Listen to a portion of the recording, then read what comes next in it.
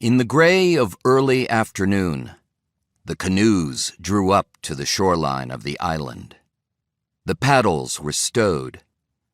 The woman in the bow of the first canoe and the kid in the bow of the second stepped onto the rocks. They held the canoes steady while the men in the stern of each disembarked and joined them. The kid grabbed a rifle from the center of the canoe he'd come in, then lifted a pack. He studied the island and the great stand of red pines that grew there. "Where to?" he said. "First, we hide the canoes," the man who was the oldest and tallest said. They carried the crafts from the lake a dozen yards into the trees.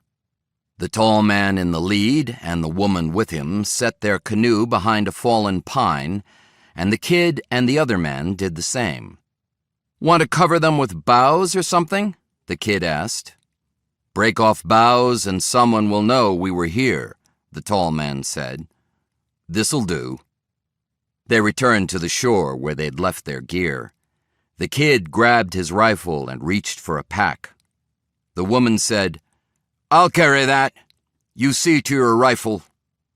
She shouldered the pack, and the tall man started toward the interior of the island. The others followed, wordless and in single file.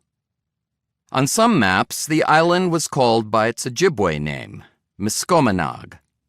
On others, it was called Raspberry. Words in different languages that meant the same thing. They walked inland through the pines, past bushes that in summer would have been full of berries, but it was the first day of November and all the plants except the evergreens were bare. They came to a great upthrust of rock, a kind of wall across the island, and the tall man began to climb. The others spread out and found their own ways up. The top of the outcropping stood above the crowns of the trees.